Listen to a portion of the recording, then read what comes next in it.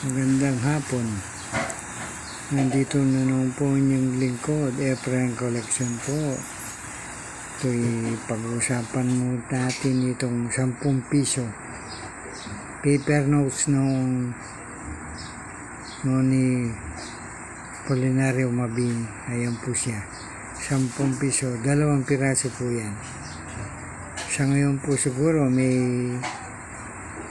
halaga nitong 10 piso na ito.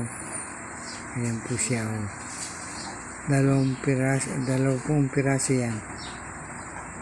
Ayan po, 10 piso ni Apolinario Mabini. Ano po.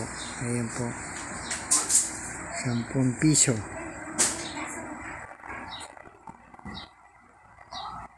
Marami po siguro naghahanap ng ganito. Ano po.